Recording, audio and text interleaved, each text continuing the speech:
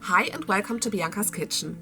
If you're looking for some last-minute edible little Christmas gift for a chocolate lover, try my Christmassy chocolate.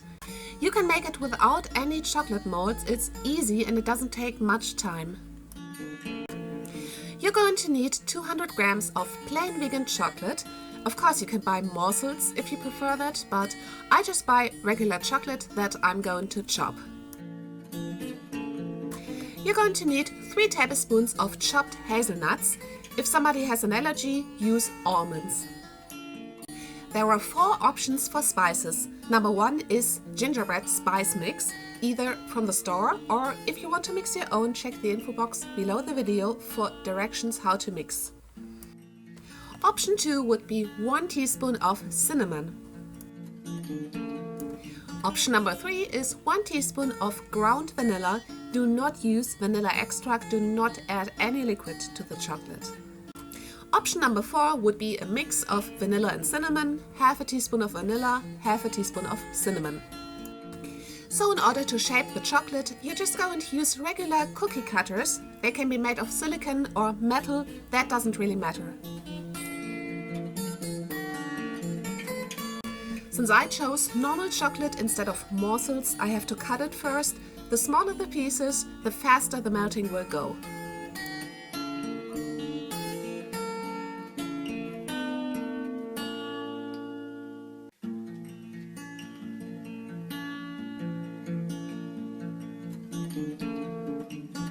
You're going to need a small pot that is half filled with water.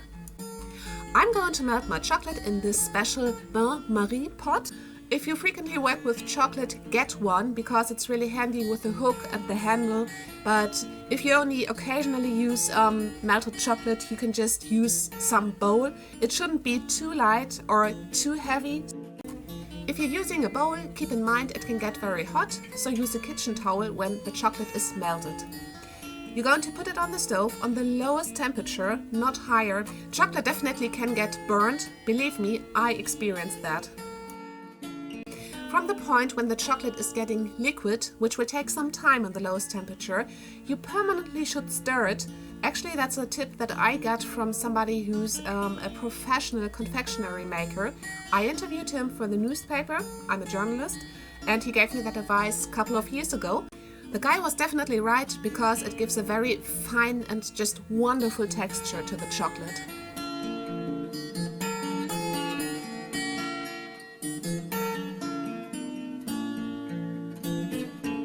So when everything is melted, it's time to add the chopped hazelnuts or almonds and stir them in very well.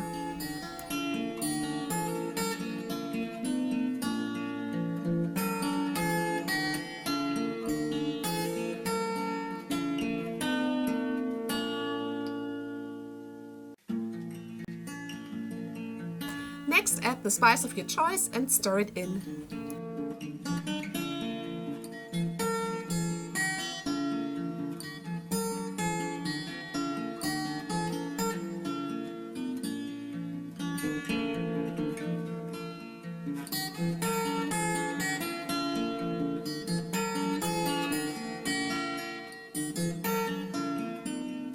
When everything is stirred in, line a tray with parchment paper and place your cookie cutters there. You have to fill in the chocolate with a small spoon, like a teaspoon. Anything bigger just will create a big mess.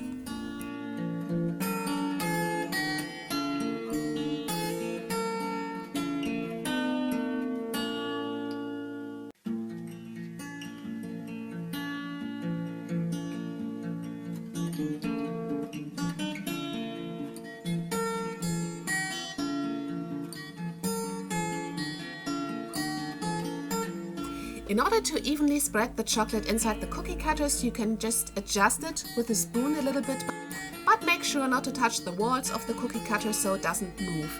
Another thing I do to evenly spread the chocolate into all the corners is I lift the tray just a little bit, not too high, and then I let it fall. That actually helps. Some people do that with cookies like macarons. And for me, it's just very helpful in order to spread the chocolate into all the corners, so I will get the complete shape of the cookie cutters.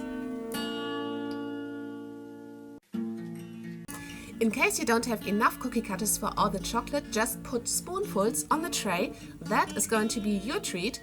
You definitely deserve something because you're making chocolate for other people, so don't forget to treat yourself. So the whole thing goes into the fridge for 1 hour or into the freezer for 20 minutes. When the time is over, they should be completely firm and you can press them out of the cookie cutters using your thumbs. That just looks cute, and the side of the chocolate that was on the parchment paper is the smoothest, most presentable one. I'm going to turn it now. See? So this is the side that you want to present when you give the gift to others.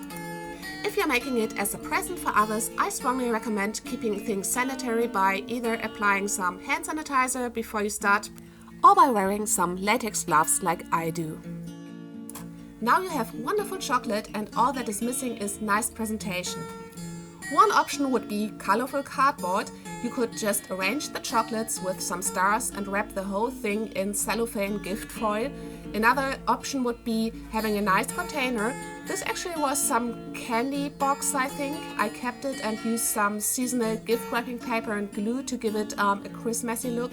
And it's really nice because it slides out. On the inside you could use some beautiful, colorful napkins and present the chocolate on them. I hope you enjoyed this video. If so, please give it a like and don't forget to subscribe. So next time I upload a yummy recipe, you immediately will get notified by YouTube. If you need some more ideas for edible little Christmas gifts, just click here on what is interesting for you. Top left shows the raspberry jam that I made this week. Top right is gingerbread cupcakes. Bottom left you see chocolate gingerbread madeleines. Bottom right you see gingerbread macaroons.